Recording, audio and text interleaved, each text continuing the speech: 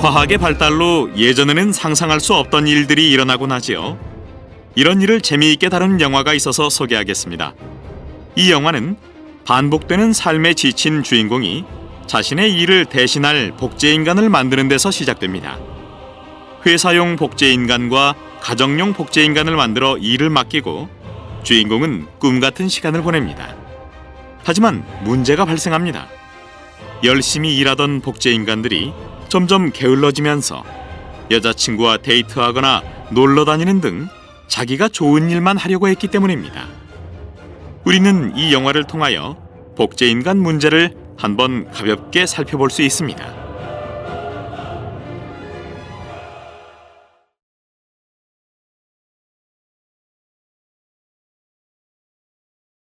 지금 우리 인간은 그 어느 때보다 과학기술이 발달한 시대에 살고 있다.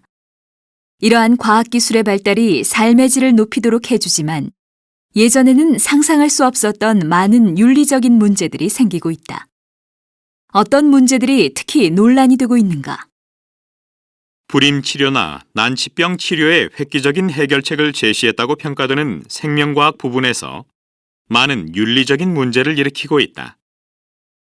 예를 들어 인공수정과 시험관아기, 이들 기술의 발달로 가능해진 맞춤아기의 탄생과 대리모의 출산, 그 밖에 인간 복제와 같은 문제에 대해 우려하는 목소리가 크다. 그런 기술은 정상적으로 아기를 가질 수 없는 불임 부부에게 큰 축복인데 논란이 되는 이유는 무엇인가? 다른 사람의 정자로 하는 인공수정이나 대리모를 통한 출산이 특히 자연스러운 인간관계에 문제를 일으키기 때문이다. 예를 들어 어떤 여자가 남편의 동의를 얻어 다른 사람의 정자로 인공수정을 한 일이 있었다. 그런데 수정란 상태일 때 아버지가 죽자 수정란을 인간으로 인정해서 유산 상속을 해야 하는가 하는 점이 문제가 되었다. 과학의 힘을 빌려 이루어진 아기의 탄생에 예상하지 못한 현실적 문제들이 많다는 것을 느꼈다. 아까 맞춤아기에 대해 말했는데 맞춤아기란 무엇인가? 맞춤아기란 원래 불치병에 걸린 형제에게 필요한 몸의 일부를 주도록 처음부터 계획되어 태어난 아기를 말한다. 그런 실제 사례가 있는가? 그렇다. 미국에서 난치병에 걸린 누나에게 골수를 이식하기 위해 의도적으로 건강한 남동생을 낳아서 탯줄 혈액에서 필요한 세포를 뽑아 제공한 사례가 있다. 맞춤 아기를 낳도록 하기 위해서는 인공수정 과정에서 질병 유전자가 없는 배아만 살리고 나머지 배아는 버리는 일을 하므로 생명 윤리에 대한 논란이 뜨겁다.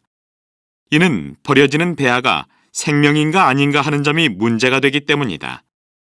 더 나아가 그렇게 필요에 의해 태어난 아이의 인권은 어떻게 되느냐 하는 점도 논란을 불러일으킨다. 난치병이나 불치병의 치료를 위한 연구로 맞춤아기 이외에도 복제 기술이 있다. 이 연구의 문제점은 무엇인가? 인간 복제 연구도 비슷한 논란이 있다. 복제 실험 과정에서 필요하면 인간 세포를 복제하고 버리는 일들이 반복되었다.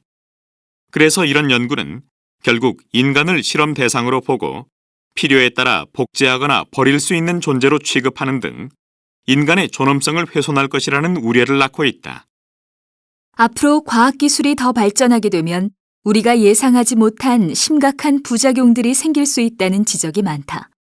지금 이 시점에서 어떻게 하는 것이 바람직하다고 생각하는가? 첨단 과학기술의 발달은 인간에게 상상할 수 없는 이익이나 혜택을 가져다 줄 수 있다.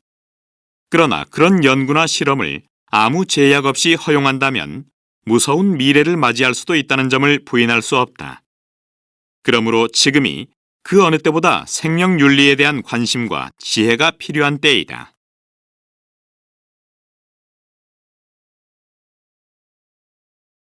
맞춤아기 문제를 그렇게 나쁘게만 보아서는 안 된다고 생각합니다.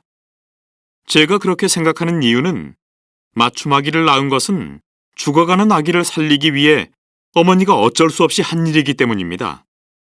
물론 어머니는 불치병으로 죽어가는 아기를 살리기 위해서 할 수 없이 맞춤아기를 갖게 되었을 것입니다. 그러니까 그런 점이 있기는 하지만 맞춤아기 본인은 어떻게 됩니까? 몸의 일부가 필요하니까 너를 만들었고 필요하니까 너의 몸의 일부를 달라. 이렇게 얘기하는 어머니 아버지를 보면서 맞춤아기 본인은 어떤 생각이 들겠습니까? 물론 그 아이에게는 충격이겠지요. 그렇지만 적어도 돈을 벌려고 그렇게 한 것은 아니라는 것을 이해해야 합니다.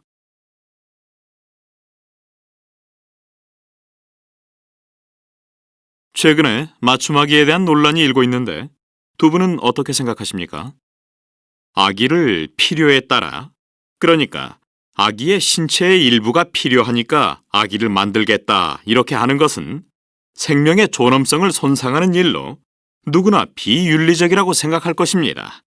물론 그런 점이 있지만 맞춤아기는 돈을 벌거나 이기적인 목적을 위해 시도하는 것이 아닙니다. 예를 들어 집에 불치병에 걸려 죽어가는 아이가 있다고 생각해 봅시다. 그때 둘째 아이를 낳으면 둘째 아이의 골수로 큰 아이의 불치병을 고칠 수 있다고 하는데 어느 어머니가 맞춤아기를 낳지 않으려고 할까요?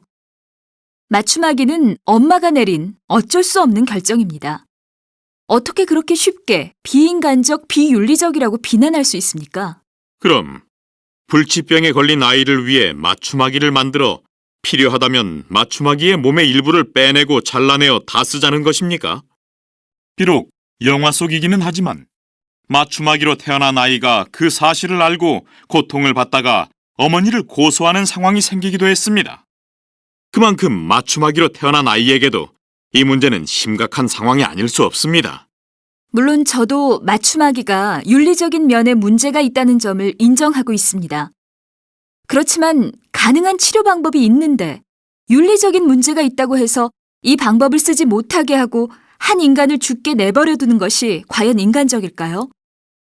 제가 맞춤아기에 대해 좀 더 열린 생각을 하자고 하는 이유는 맞춤아기로 살릴 수 있는 사람을 죽이는 것이 더욱더 비인간적이라고 생각하기 때문입니다.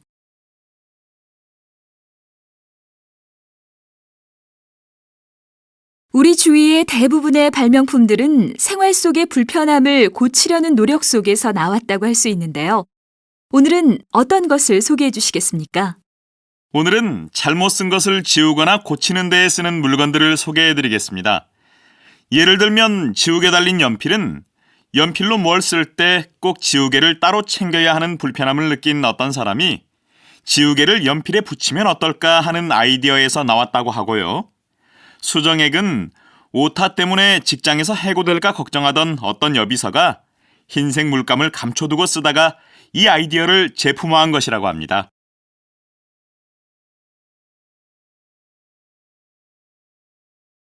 과학의 발달은 사람의 생활을 획기적으로 바꾸기도 하지만 사람의 요구가 과학이나 기술의 발전을 이끌기도 한다. 역사적으로 위대한 발명품이라고 꼽히는 것들은 모두 더 편해지려는 사람의 요구로 만들어지거나 성능이 개선된 것이다. 생활 속의 편리함을 추구하여 새로운 발명을 낳은 예로 백열전구를 들 수 있다. 흔히 인류에게 빛을 준 것으로 평가받는 백열전구는 에디슨에 의해 실용화되었다. 그때까지 쓰이던 가스등이나 양초등은 그리 밝지 않아서 사람들의 실내 생활은 아주 불편했다. 전기를 빛으로 바꿀 수 있을 것이라고 생각한 에디슨은 수많은 시행착오 끝에 40시간 이상 부드럽고 밝은 빛을 내는 전구를 발명하였다. 이러한 발명 덕분으로 요즘 사람들은 밤낮이라는 시간에 구애를 받지 않고 살 수 있게 되었다. 휴대전화는 기능 향상과 사용의 편리성을 추구하면서 기존 제품에서 끊임없이 진화하고 있다. 1980년대 초반 휴대용 전화기가 개발되었을 때 그 무게는 4kg이나 되었다고 한다. 그러다가 점차 가지고 다니기 쉽도록 무게가 가벼워졌고 전화 기능 이외에 다양한 기능이 추가되어 영상을 전송하기도 하고 노래도 저장하여 들을 수 있게 되었다. 최근에는 카메라 기능을 갖춘 것은 물론이려니와 인터넷 기능까지 갖춘 휴대전화가 등장하였다. 이제 사람들은 단순히 전화라고만 할 수 없을 정도로 다양한 용도로 휴대전화를 사용하고 있다. 이제 휴대전화를 어떻게 사용할지는 사용자가 쓰기 나름인 시대가 되었다. 한국 사람들의 생활을 편리하게 이끈 한국형 가전제품으로 김치 냉장고를 들 수 있다. 김치 냉장고가 나오기 전에는 기존 냉장고 속에 보관한 김치가 빨리 익기 때문에 주부들은 김치를 조금씩 자주 담가야 하는 불편을 겪었다. 이는 4도 내외로 유지되는 기존 냉장고의 냉장실에서는 김치의 신선도가 유지되기 어렵기 때문이었다. 그래서 정밀한 온도 조절과 다듬 기능으로 내부 온도를 0도에서 1도 사이로 일정하게 하여 김치의 신선도를 유지하는 김치 냉장고가 나오게 되었다. 김치 냉장고는 1995년에 첫 선을 보인 이래로 가정 보급률이 현재 80%에 이를 정도로 많은 가정에서 이용하는 추세이다. 이렇듯 김치 냉장고는 생활 속의 요구와 업체의 기술력이 합쳐져서 상품화된 제품이라고 할 수 있다. 우리 주변에는 지금도 새로운 발명품이 쏟아져 나오고 있어서 사람들의 생활이 점차 편해지고 있다. 이는 까다로운 현대인들의 요구를 반영하여 제품의 성능과 기능, 소재 등을 개선해온 연구와 기술 개발 덕분이다. 앞으로 가정용에서 산업용에 이르기까지 우리 주변의 물건들이 어떻게 발전하고 진화하여 우리의 생활 문화를 바꿔놓을지 잠옷 궁금하다.